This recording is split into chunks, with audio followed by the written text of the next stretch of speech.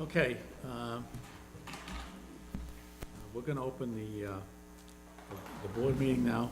Present, we have a quorum present, so we're going to open the meeting. And we're going to open the meeting with a public hearing. I'm going to read the advertisement for the public hearing, and then we'll proceed from there.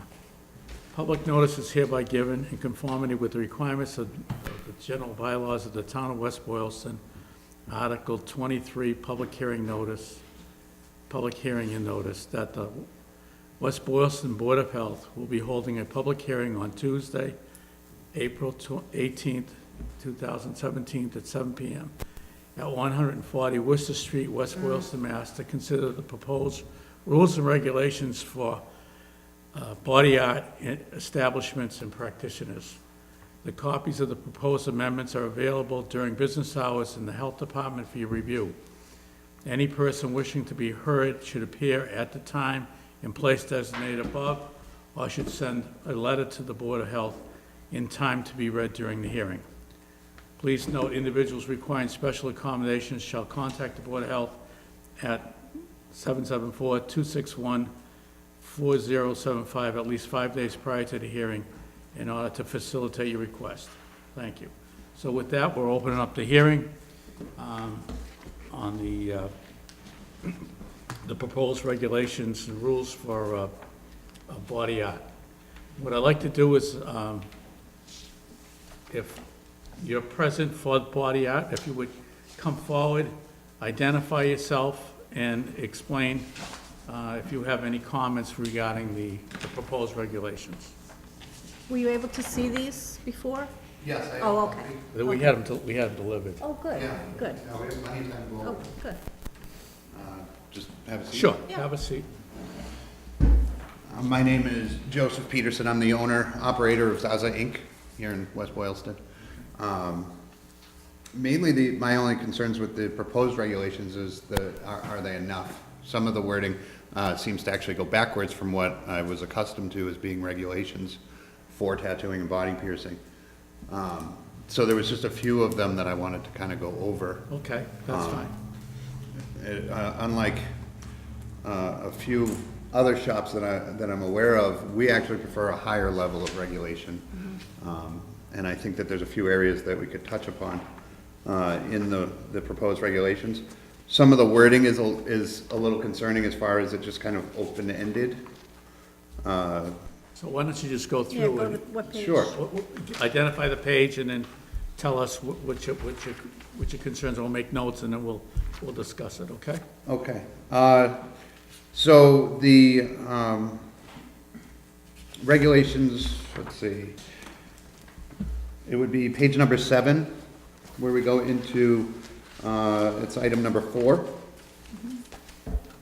Each operator shall have a minimum of 45 square feet of floor space. Each establishment shall have an area that may be screened from public view for clients requesting privacy. Multiple art stations shall be separated by dividers or partitions at a minimum. The requirements that I was understood before required like permanent walling between workstations, which I think is a lot more stable, because using words like dividers and partitions, you can have simply a screen that goes between them, which is not stable. If you have a customer in one workstation that says get lightheaded or passes out, can bust right through that screen into another person, cross-contamination, injuries, things like that are a concern. So I think having solid walling between the workstations. At my shop, our walls are 4 feet high, and then we have curtains that can be drawn so that the workstation can be either open for viewing or it can be private. And it seems to work out really, really well as far as avoiding any contamination from one workstation to the next. Also, the spraying of chemicals and things like that while we're cleaning up from one workstation, you certainly wouldn't want to expose the client right next door to that, being sprayed on them and them inhaling and so on. So that, I think, can be a little bit clearer as far as what we're actually requiring for partitions. And then down to item number 7, a separate readily accessible hand sink with hot and cold running water under pressure, preferably equipped with wrist or foot operated controls, supplied with liquid soap, disposable. Fixed dispenser should be readily accessible within the establishment. Each operator area shall have a hand sink. Again, if you don't separate out those workstations, then the whole one area becomes a work area. So does that mean that we're only requiring one sink for, say, 4 tattoo stations? Because it would be classified as a work area. So again, it's just a matter of kind of tightening that up so that it's very, very clear as to what's required. Okay. Good. And then there was a few other things. Smoking, eating, and drinking is prohibited. Where are you at? Number? Oh, I'm sorry, I moved on to page 8. Okay. Item number 17. Okay. Smoking, eating, and drinking is prohibited in the area where body art is performed, with exception of non-alcoholic fluids being offered to a client during or after body art procedure. Just for some clarification for that, I think that the only fluid that needs to be offered to the client would be a water. And you kind of open the door for coffees, sodas, juices, things like that in the booth. I think that it kind of just leaves it too vague. So I So think do people like bring their, Dunkin' Donuts people and all attempt to that bring stuff? Dunkin' Donuts in, we make them leave it in the waiting area. We don't allow them to bring any food or beverage in. They will be given a cup of water if need be, along with some glucose if they're having any issues with lightheadedness or anything like that, a cold paper towel, and that's done as an as-needed to basis. We don't ever have an occurrence where somebody would just need to sit and drink water the whole time. So basically, any outside beverage and things like that, we don't allow. But if you open a door for any fluid, as long as it's non-alcoholic, then you have those same issues as far as the other things that aren't necessary, like soda, juice, coffee, and things like that that don't need to be in those areas. And I think we could even clarify a little bit further, where of course smoking wouldn't be allowed in the premises at all. Right. Eating, there should be a designated eating area, like we have a designated break room for our customers, and if a client needs to, of course, have a snack or something on the couch, we allow that. But usually, nobody comes in with like a bagged lunch or anything and parks it, but if they did, we would let them use the break room. That way, all food, trash, and so on goes into one area, and is never, ever even considered to be near any of the workstations. So I think just further clarification on that type of thing. And then if we back up a little bit here to 13, I was just looking for clarification on this one. Be stored in clean, dry, covered containers. Should be kept in a secure area specifically dedicated to the storage of all instruments and supplies. As far as the covered containers and so forth, would we consider drawers covered containers? Or are we expected to have, say, Tupperware containers within those drawers? Okay, we'll take these up, and we'll talk with Phil while you're here. We'll go over some of this as you go through yours, okay? If we move on to page number 9, item number 5. Ink, dyes, and pigments may be mixed and may only be diluted with water from an approved potable source. Now, really the only thing that we're ever diluting would be like a black ink, which is usually a carbon-based pigment, and that's to get the gray wash techniques. I dilute my pigments with a combination of glycerin and witch hazel with a small amount of distilled water in it. And that's simply because it's more acceptable to the skin. I don't get as much skin irritation and things like that. So that's just an old trick that I've been using for the better part of 20 years. Because like I said, we get a lot less skin irritation, less bleeding and things like that. Sometimes if you're just using tap water, you'll see a lot more redness, a lot more irritation. And obviously it's a more irritated wound. How do you know how much to mix in? Just Well, I have my own formula pretty much. I use 1/3 of each. So equal parts for those 3. The distilled water is basically just to thin out the glycerin so that it's more amiable and usable. So that there, colored pigments and things should never need to be diluted. Every once in a while, we will add some glycerin to the pigments if they thicken up over time, but If the shop's doing enough work and often enough, that doesn't really become a problem. We go through bottles of ink before they're ever kind of, drying up on us. And not only that, but we have expiration dates and things like that on the bottles, so it's not a huge issue other than the fact that the black and gray, I didn't want to be any questions during an inspection that I have glycerin on hand and that's what I use for dilution, if the regulations state only water. And then if we just jump right down to section C, item 1, all non-disposable instruments used for body art, including all reusable solid core needles, pins, stylets. I don't believe that there needs to be any needles, pins, or anything else on this list that should be reusable. We're not allowed to have any scalpeling or anything like that because that type of procedure, as far as I was aware, was not allowed to happen in our establishments. Without a medical license, I don't believe it should be. So reusing any kind of a solid core needle is really a moot point. I think that if you have any kind of a sharp item that is being reused, I think it's just too dangerous. So everything is disposable?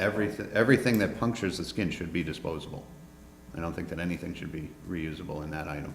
The only items that we do use or reuse in, say, a tattoo procedure would be the tattoo machine, of course, which we bag at our shop specifically. We bag the cord and the machine. And then the tubes that actually the needle rides within. It works much like a fountain pen. So this outside portion here, and then the needle would slide through it. That's reusable. The grips are like a heavy nylon. The tubes are stainless steel, and those get ultrasonic cleaned and then autoclaved. That's the only portion of a tattoo that we need to reuse. Some shops will prefer to use disposable tubes. I myself, with my experience, don't choose to use those, and I don't recommend that we ever switch over to a mandatory disposable tube setup because of the fact that the pigments we use are metal salts. So, for instance, white would be the strongest pigment. It's made with titanium. Now, if you use a stainless steel tube, you'll see that there's often grooves cut in where the needles rub back and forth. And that's basically from that pigment being stronger than the stainless steel tube, believe it or not. So if you're able to cut grooves into stainless steel with the pigments and the needles, you can imagine that there's plenty of plastic shavings that will wind up in the client. So I don't recommend anybody use plastic tube setups. Yes, it saves you from having to autoclave things and having to, have a clean area and a dirty area and things like that, but in the long run, it's not any more helpful for the client. So that's why I choose not to use those at my shop. And then down to item number 5. All instruments used for body art procedure shall remain stored in sterile packages until just prior to performance of a body art procedure. After sterilization, the instruments used in body art procedures shall be stored in a dry, clean cabinet or other tightly covered container reserved for the storage of instruments. Just the way that we do it, again, this is a kind of a clarification on storage. We don't use covered containers for our reusable tubes when we sterilize them. We leave them in the clean area, segregated into bins.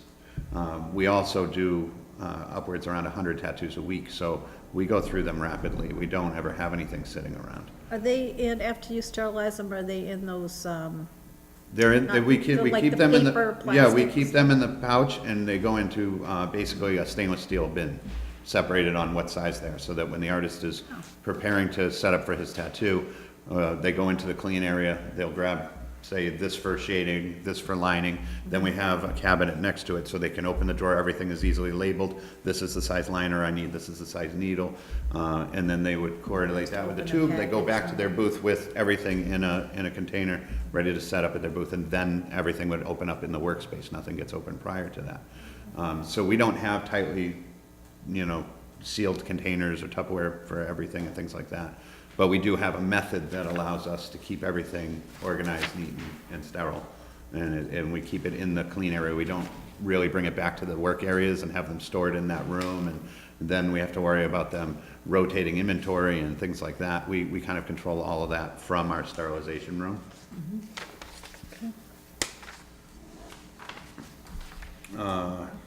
And then, yeah, that was pretty much it up until we get into the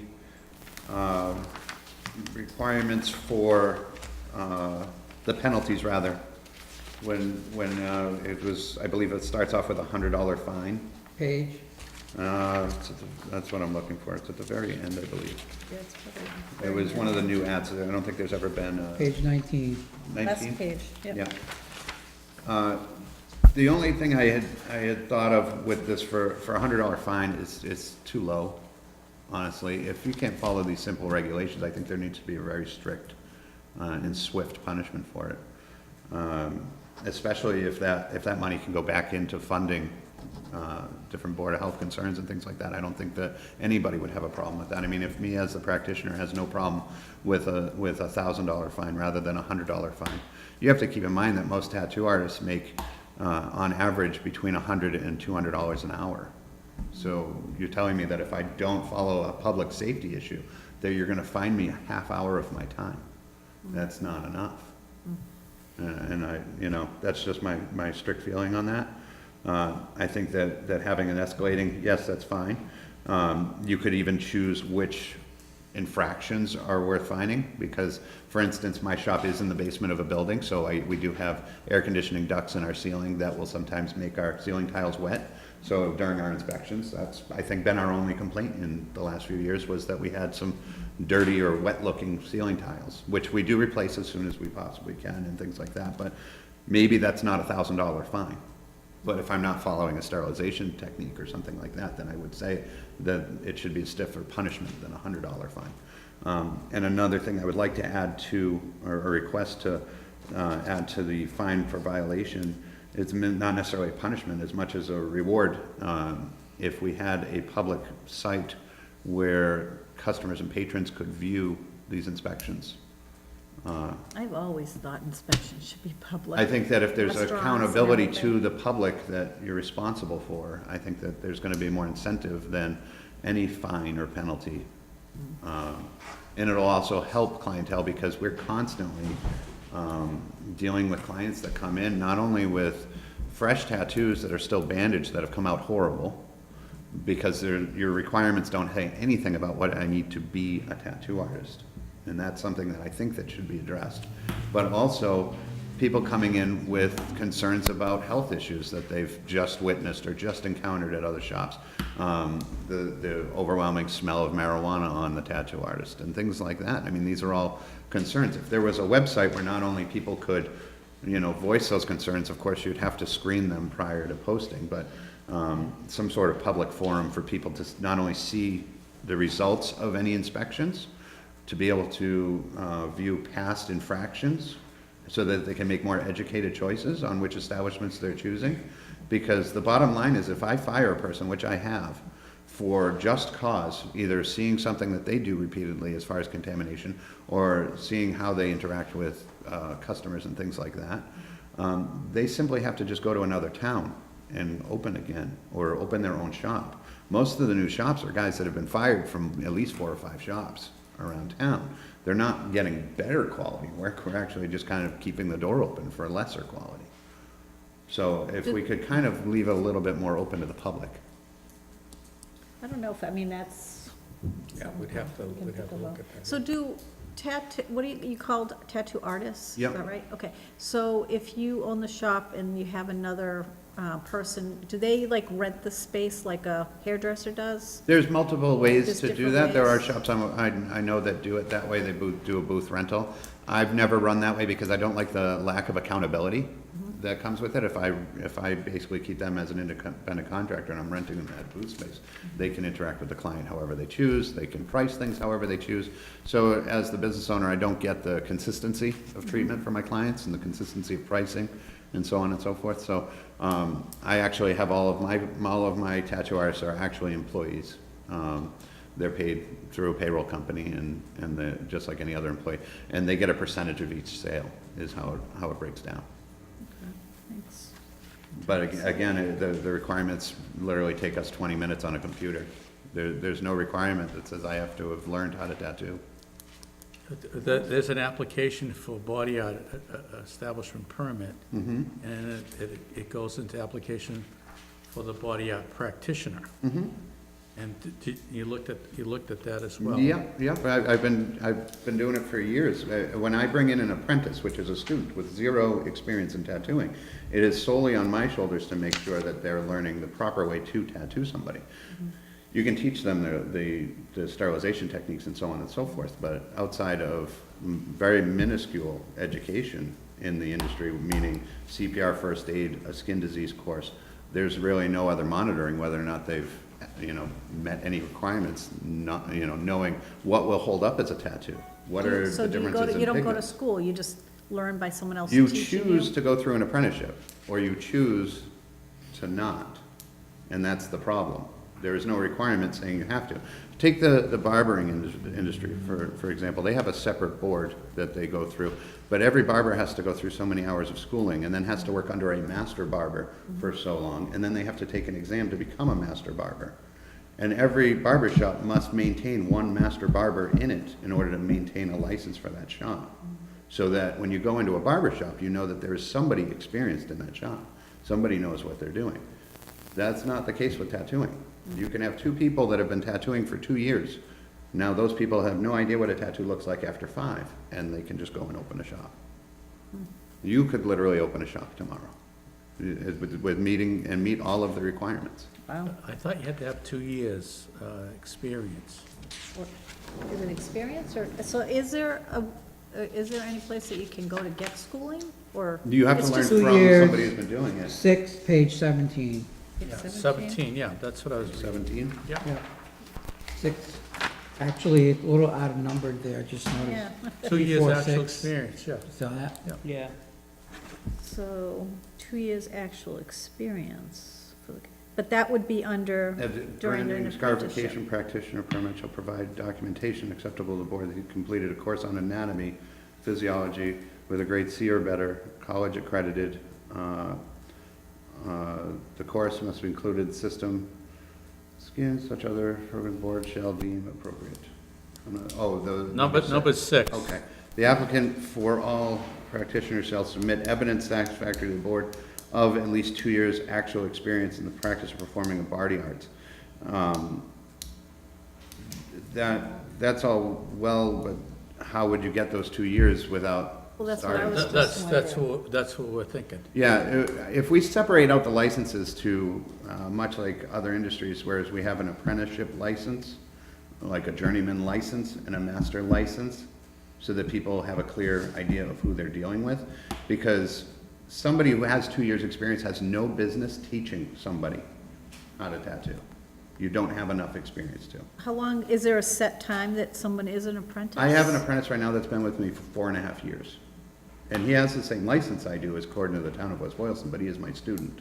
And we closely regulate what he's allowed to work on and what he's not, including body parts, different skins in different areas, things like that, different designs, Just because some people are better at it than others, right? I mean, Some people do pick it up quicker. The shortest apprenticeship I've ever had anybody go through was 2 years. And I'd have to say that probably 7 out of 10 people that I've ever brought in as an apprentice don't finish, because it's not what they expected. They don't just jump into tattooing. It's like going to school. You're gonna go and learn from somebody for quite a while without actually making any money doing it, So it's a lot more rigorous apprenticing for me than they would expect. So apprentices don't get paid? No, once they hit to a point where they're tattooing basic things like names and infinity loops and things like that, the simpler tattoos, then they get paid on those tattoos. So within 2 years, I mean, my apprentice that's been with me 4.5 years now, he makes about $60,000 a year. So he does make money. That's not always the case. For instance, I let an apprentice go after a year because the fact that he was continually lying to customers about his experience level and things like that, and kind of misusing the trust that customers had in him. He just went to Worcester and he's a tattoo artist. So again, there's no communication, past that to the public, Okay. So who would, I mean, for this, would it be up to you guys inspecting to check this education stuff? I mean, would you be looking for that? Did that check for, This education, where it's saying you have to have, when they Complete. would apply, we would review all that. so they would So present like that an when they if apply? he, on the section 6, which should be 5, Yep. we would follow up like references and talk to, say, put you down. Yeah. And basically, did he work there? Yes. How long did he work there? Whatever. Is he still working there? No, I fired him.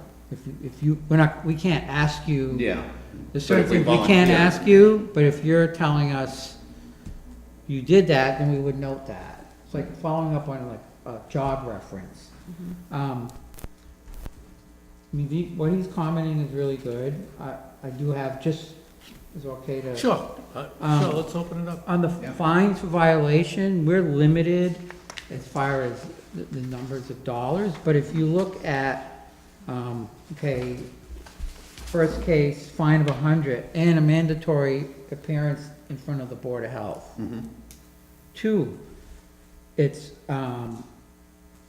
$200, and you lose your license for 7 days. So your shop is shut down for 7 days, so that's a significant, Yeah. take what that- you make in a week Yeah, and put that Yeah. aside. Third, 300, and your shop's shut down for 30 days. yeah, Take a month of what you make in a month, all included, and put that aside. yeah, So, and then the fourth one, shall be permanently revoked. So the point of the fines is progressive. compliance, not punishment, plus it's progressive. So if you continually have violations, you're not doing any corrective action. So it's a step up. Same thing we do with tobacco permits. yeah, Most of the time, if they even get to 2, it's when they have to shut down for a week. that's when it It's hits. really significant. Yeah, So although the dollars don't show up in a number, they're significant dollars. And then all the while, we're working with them to do corrections, so. okay. So there's immediate follow-up, if there's a correction necessary, there's immediate follow-up to make sure that the correction is happening? Or is it just left Most of the till time, well, most of the time, again, if you have a, serious violation, there'll be a shorter span to correct. Something like, a floor, this or that, might be a little longer time. It really depends on, what it is it a critical violation, is it health and safety? Part of any regs, because tattooing is made legal, there was no setup like the barbers and manicurists, things at the state with the master, journeyman, apprentice. Yeah, That most likely won't happen at the Board of Health level, just, what we're looking at is public health, yeah, sanitation, sterilization, that the folks have basic bloodborne pathogen training, CPR, those kind of things.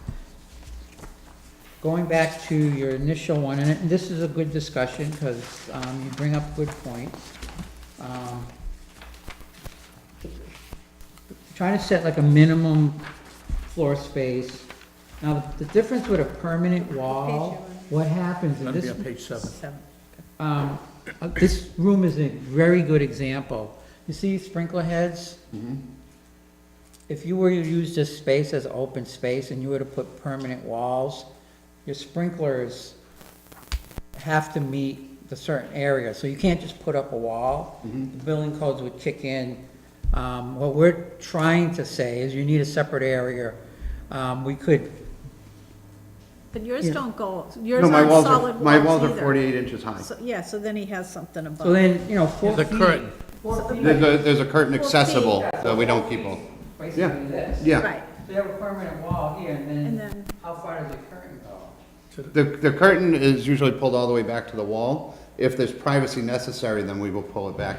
But at my particular shop, we carry like shirts and things like that, so we follow the motto, and I make all the guys adhere to the fact that there's only 1 inch necessary around the tattoo.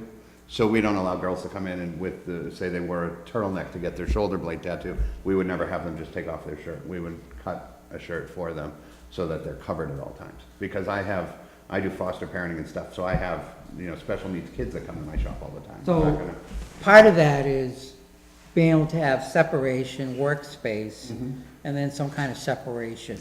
Yeah. I think dividers, partitions, the key words here are screen from the public view, privacy, and if you have multiple stations, it's having something to separate. Again, requiring a permanent wall, sometimes the space doesn't always allow for it, so, Well, I mean, we try to work with I think clients. if you make it a mandatory thing, when you're shopping for your space, I mean, when I moved into my space, it was one big wide open space. Everybody's been to the aquarium. You know, it was one big open space. Yep. We built all of that to meet a requirement that we set for ourselves, whether it's in here or not. I would just like to see it be a mandatory thing for everybody. If you go into a rental space and that space, the landlord doesn't allow you to install plumbing, you can't open a tattoo shop there. It's just common sense. So I don't think making the requirements more lax for people is the right way to go about this. It is public safety. As I said, I've seen people just flat out putting a stencil on that they're standing there upright, and the anxiety gets to them, and that eats their blood sugar, and they just fall down. You know, and you don't want to have that instance when you're only talking about 45 square feet away from the other person. You know, that one person can just knock into another. You know, I think that the permanent situation of walling is an important one. Okay, so we'll Yeah, so- we'll look at that. And then. The sinks, how many sinks do we need? That was the other thing in. I think a section sink in seven. each workstation, I mean, that's what I That's put what in. you, I that's, mean, the way this is written, the last sentence, each operator area shall have a hand sink. Right. So that's saying that's saying that. each For each operator. 45 square feet. Each has 45 to square have- foot. Now, if you have one area, the whole shop is just One- the one one, and it's tattoo gonna be place, one yeah. sink. But if you have five operators, then you're gonna have to have 5 sinks and 5 partitions of, whatever you determine. Yeah. So how many operators do you have? I have 5 booth spaces and then a private room that I tattoo out of. Right now, I'll have usually 4 operators working out in those booth spaces at any given time. So you have 4 booths, I have 5 booths outside yeah. in one large area that are all separated by the 42-inch walls. Do all your places have separate sinks? Yes. All your booths? Yep. Okay. I have 3 against a wall that are all plumbed in, and then my outside 2 booths have, because it was gonna, being in the basement there, it was gonna cost me an exorbitant amount of money to put in sinks there, so I went out and purchased portable sinks. And they just have to, change out the water in them all the time, which, that's not that big a deal. Okay. It's the same thing that we use out in Sturbridge for our convention. Okay, so let's go to page 8 and number 13. We were talking about whether Yeah, the covered. drawers or whatever, it's gotta be done. Again, that was just a matter of clarification. It seems like, Phil, if they're in there, the sterilized packages, Yeah, if they're in package. I mean, we do that, like in the hospital, this stuff is not in I in think covered thing. I think the reason that's in there is you don't know what's going on in your place when you're not there. At night, shut down. Same thing like in a food establishment, have everything covered. Because you could get little visitors, could be insects, could be anything, although if it's wrapped, it's wrapped. So that's I think the thinking that went behind that, plus, they're not all over the place, they're contained. So if they're in a drawer, then that probably would be. Again, if it was dedicated to that, I think when you're looking at on the other parts that he was talking about, sanitation and sterilization, a lot of this, most people don't even have an autoclave anymore. I mean, you still use an autoclave? Yes. Yeah. If you're gonna have reusable parts, I mean, yeah. A lot just use reusables. The disposables, which are plastic, and that's, Yeah. again, I mean, I would fight, if that was gonna be a regulation, I would fight that because of the health What do of you the do when you clients. work at Sturbridge? In Sturbridge, they use all disposables there Yeah. because of the requirement. I don't tattoo in Sturbridge. I just manage But I mean, that. when you. I won't do the- tattoo where they require me to use disposables. The tattoo festival, Tattoo Festival, they use all disposables. and have you ever done that one? I run it, but I don't tattoo on it, Well, that's interesting. yeah, because I don't use disposables. So, I mean, there, the question of, well, I don't disagree with what he's saying, it's, you know, what's The out there. semantics There should on be the, a- on an event like Sturbridge is that we have, you know, 60 tattooers in that ballroom. So the semantics on trying to get people to transport dirty equipment and stuff way outweighs the danger of putting a small amount of plastic in the skin. And again, I'm fortunate where I'm busy enough running the show, I don't have time to tattoo anybody anyway, but it's a principle that I've held to a long time, that putting plastic into the skin is not healthy, so I choose not to do it. And then the other part of this is, not everybody is gonna properly operate an autoclave. True. So when we're trying to balance public health, Mm-hmm. we have to look at the overall picture, single use,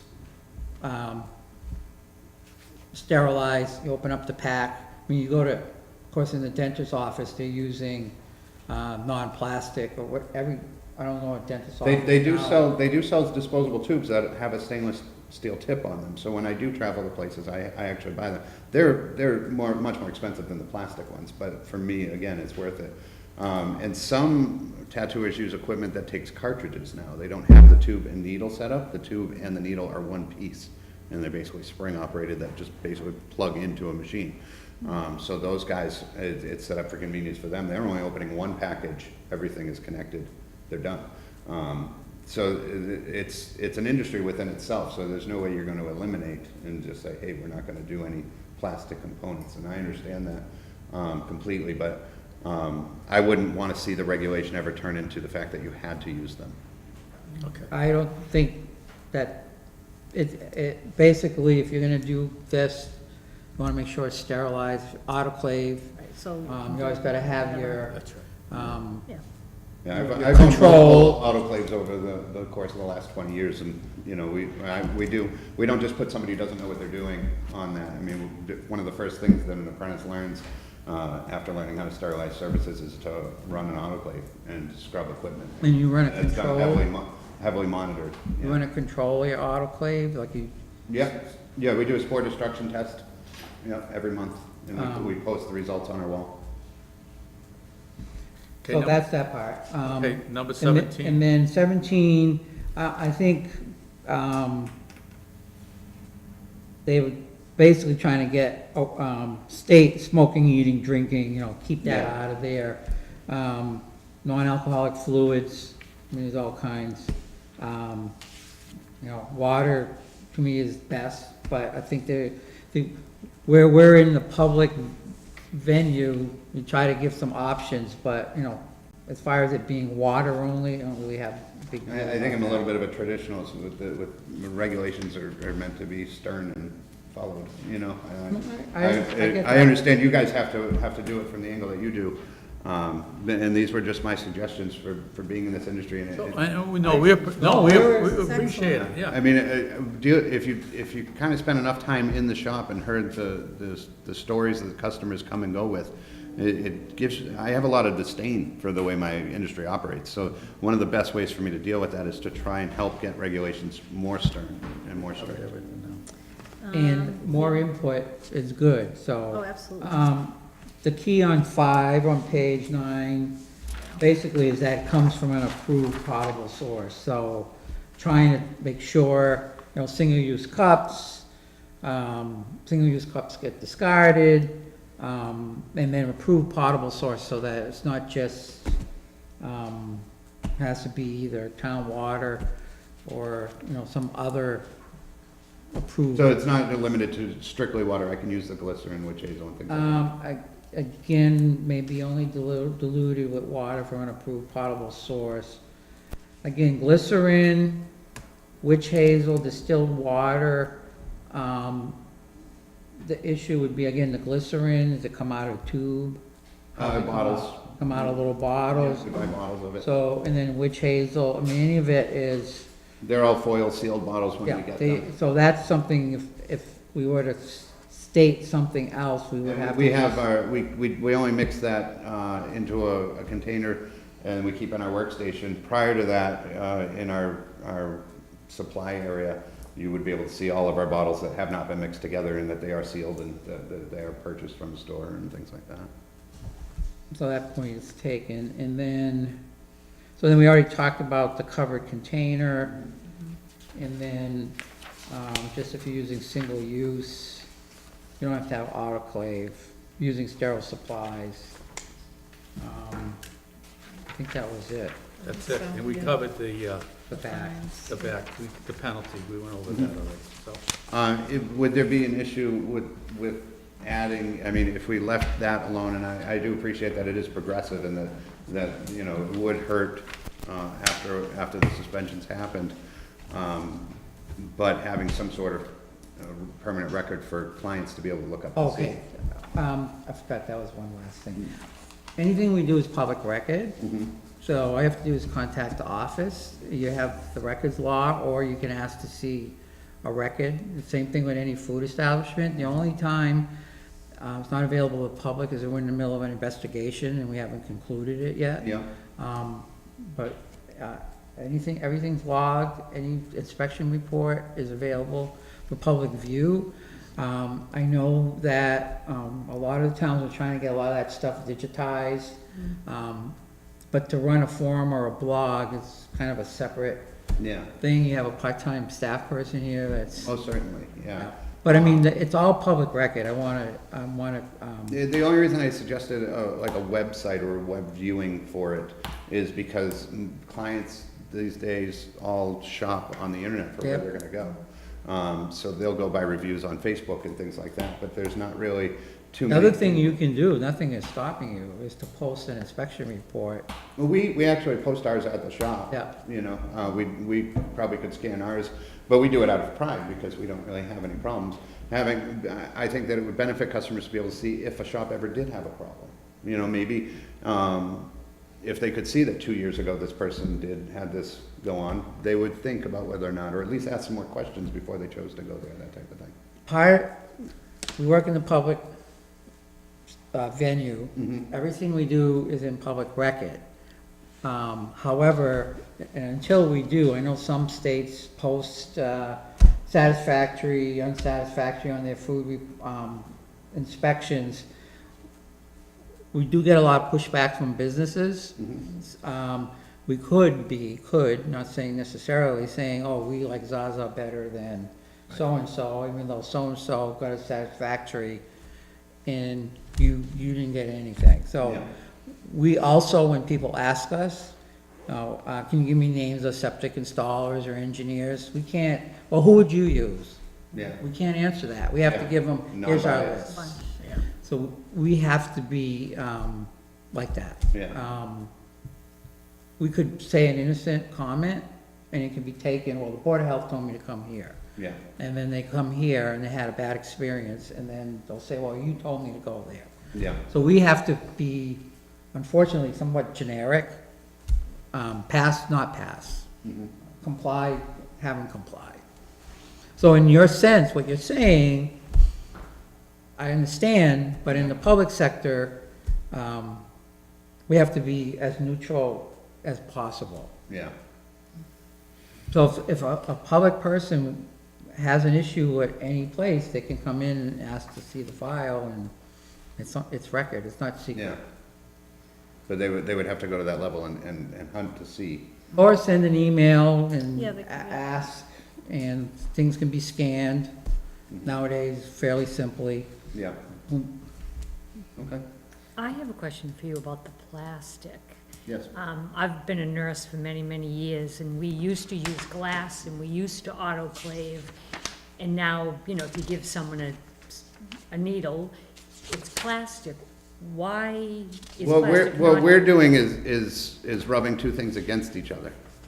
We're not just taking, saying, a plastic and using that and then discarding. If you ran a needle long enough through a plastic tube, it would disintegrate. Where did the plastic go? It goes into the tattoo. It goes into the skin. So know? when you do you going in and out of the plastic? The needle runs like a fountain pen almost. It runs back and forth. There's a small reservoir where ink goes at the end, and the needle basically just passes back and forth through it, Oh. dispersing the ink into the skin. So because we're using metal salts like iron oxides and titanium and things like that. Those are often, they're much stronger than the stainless steel, never mind plastic. So, as I said, when you look closely at a stainless steel tip, you'll see that there's grooves where the needles, because the needles will be almost like a paintbrush, you can see the grooves where that needle rides back and forth repeatedly. Now, if you're using plastic, I've seen them actually, like pieces of plastic come floating off the edge of those tubes. But would that really happen though, 'cause if you're using a new one for every time? I mean, Yes. it could, because Yeah, there's that much. I've witnessed it, and I've seen people have reactions to plastic being in their arm. It's not pleasant for them. So, like I said, it's a matter of, I've been doing this for a very long time, so you get to see things over time that'll make, kind of change your opinion on things. And plastics, when they first came out with those tubes, there's really cheap ones and then there's really expensive ones. And there's different materials that you can use. I'm sure with the medical industry, there's a certain requirement for that. There's nobody regulating these supply companies on what quality plastic they're using. I just remember the autoclave days. Yeah, well, for a hospital, there was way too much volume. We still have. For a hospital, there was much, much more volume than what we're using. Right. So that it was ridiculously expensive to autoclave your Now equipment they in a have hospital. little tabletop ones. But the plastics, like I said, there's no regulation. And there's no FDA involvement in tattooing at all. So literally, there's anything used for pigments, there's anything used for materials to do tattoos. The lack of regulation goes all the way to the beginning of this, all the way to the top. Europe won't import inks and pigments, things like that from the US because they haven't passed any inspections. There's like when people advertise blacklight ink and things like that, that's a phosphorescent, it's a carcinogen, it's known to be bad for you. But I can clearly advertise on my website that I'll tattoo you with blacklight ink, which is basically repackaged bingo marker ink. So there's a lot of flaws in the way that my industry is regulated. And it's up to basically the practitioner to regulate himself. And all I can do is try and help give suggestions to try and get everybody a little better regulated. No, that's We appreciated. appreciate it. Yeah, that's appreciated. I think at this point, we'll conclude the public hearing. We'll take your comments under advisement, and we'll have a discussion at probably a subsequent meeting. Phil will research some of this, and we'll get back. Welcome to come to the next meeting. Sure. Sure, definitely, thank Now, you. does it have to be another public hearing if we're No. continuing this? No, Okay, this was just the notification, Yes. so everybody knows. Now it's just another And then it goes agenda out. item. people have further comment, Yeah. and then it's an open public board meeting next time. So if you have further comment when they're deliberating, and they wanna recognize you have other things to add, that would also be part of the process. It's not very often that you get someone from the industry making comments, but that's the purpose of this. Yeah. And again, I would just wanted to kind of help with any suggestions to kind of tighten things up. Yeah. you know. Okay, so we've concluded now. Thank you so much. Thank you. Thank you very much. No, thank you. Appreciate it Yep. very much. See you guys. And if you check with Danielle, she can tell you if it's gonna be on the agenda or not, Okay, because it may not, yeah. You have his email, right? Oh, yeah. Yeah. yeah, Awesome. all right, thanks. Thank you very much. Okay. So our public meeting is adjourned.